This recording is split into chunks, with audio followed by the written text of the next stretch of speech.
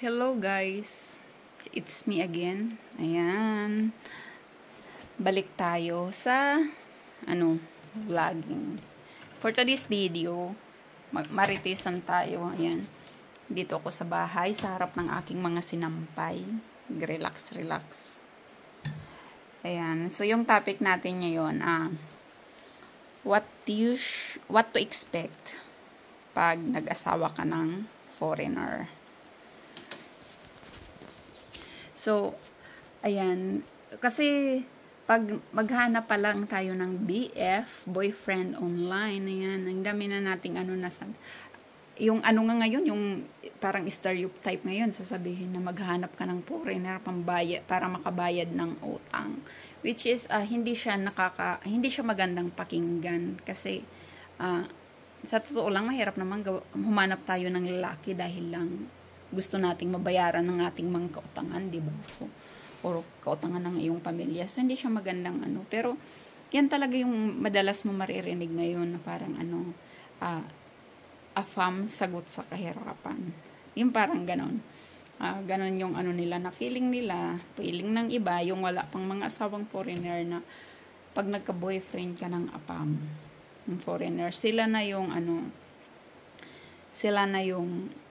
magiging sagot sa problema ng Pilipinas, which is yung totoo, hindi kasi talaga hindi siya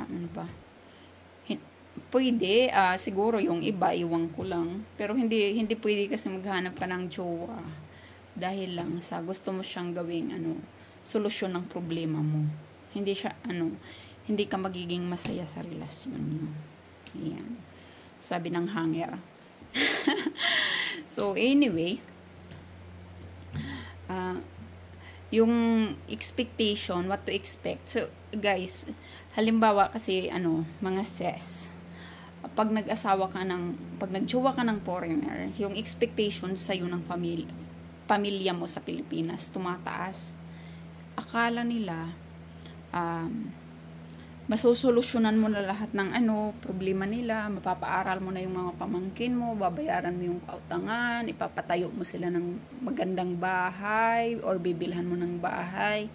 So, ayan, biglang, yung expectation sa iyo, kung baga yung expectation sa iyo na magbigay ka lang ng 500 kada sweldo mo, ngayon, napakarami na. So, yung stress, unless willing kang sabihin yan sa foreigner mo na ganito yung expectation ng pamilya mo, yung stress napapasa sa'yo. Kasi syempre, ikaw yung naiipit. Kasi you are in the situation na ayaw mong masira yung pamilya mo sa asawa mo.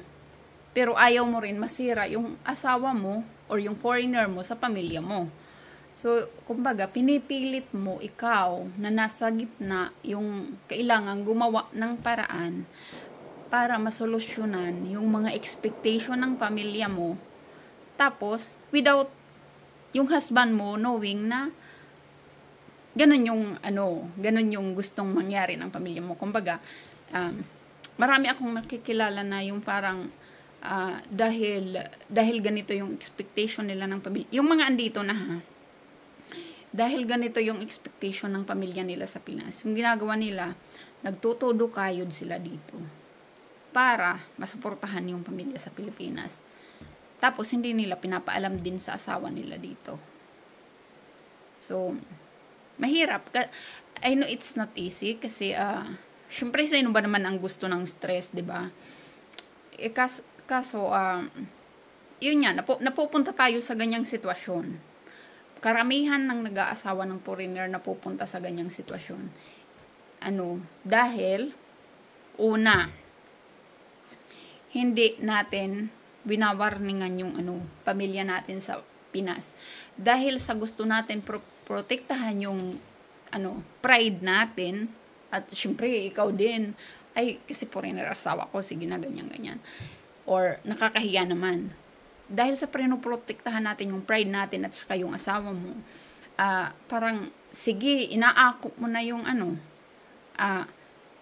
responsibilidad na, sige, bibigay ko to lahat sa pamilya ko para hindi maging masama yung tingin nila sa akin, or dahil sa kayabangan mo na rin na parang sa kapitbahay, para may nakakahiya naman sa kapitbahay kung mabibilhan ng ganito yung pamilya ko. May mga ganun.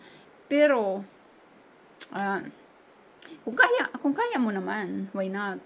Pero yung kung gusto mo ng mas maliit na stress, kung ayaw mo ng ganong stress, edi magpakatotoo ka.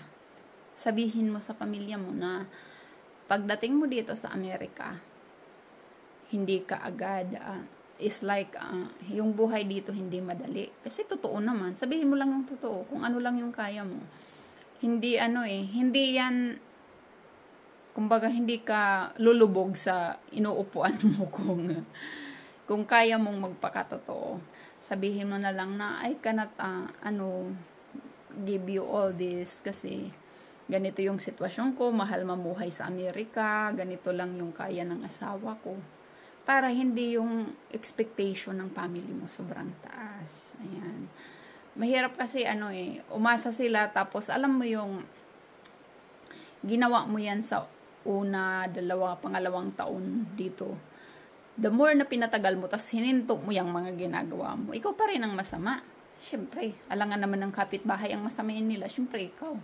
Sabihin nila, nagbago ka na. Nakapunta ka lang ng Amerika. May damot ka na. Ganun.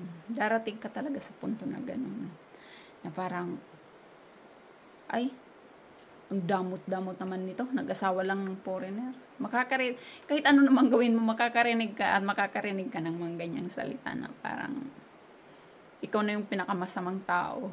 Ikaw na yung pinakamasamang nilalang sa paningin nila. Dahil lang sa hindi mo na bibigay yung nila. So, the more na pinatagal mo yan, the more na mas mahihirapan kang hinto. Yan. Pero kung afford mo naman, kung kaya mo naman mag-sacrifice, kaya mo yung stress, okay lang yan. Para naman sa pamilya mo yan or para sa mga kamag-anakan mo yan. So, but what I'm telling you is kung paano mo lang may iwasan yung ganung sitwasyon is walang iba kundi ang magpakatotoo ka sa kung anong sitwasyon at kung ano yung totoong sitwasyon mo dito. Ganun lang talaga. Walang ibang solusyon dyan. And kasi ikaw yung may control. Yan. Kung ano yung kaya mong ibigay. Huwag mong lahatin. Kasi at the end of the day, pag ikaw din yung nahirapan dito, hindi, lahat ng binigay mo, kahit pa sabihin, binigyan mo pang negosyo yung kapatid mo or nanay mo, pag ikaw yung pinapos dito, hindi mo yan maasahan.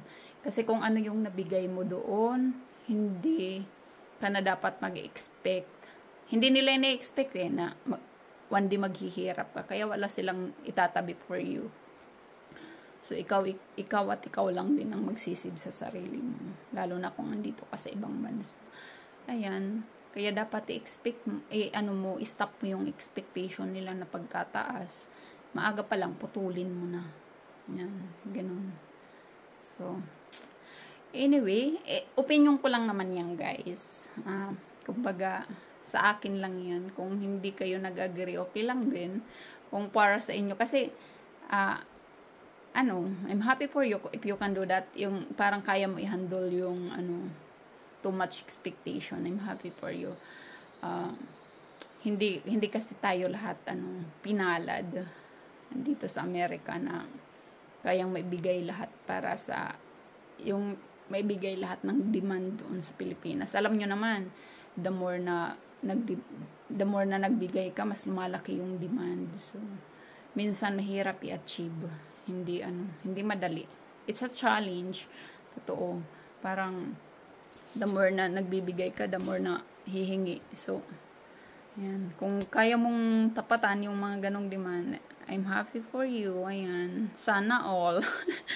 So, anyway, thank you guys. Thank you sa lahat ng nanonood ng videos ko. At, yan, if you have any advice too, ayan, pwede kang mag-comment para naman mabasa ng iba nating mga taga-subaybay. Maraming salamat. See you on my next one.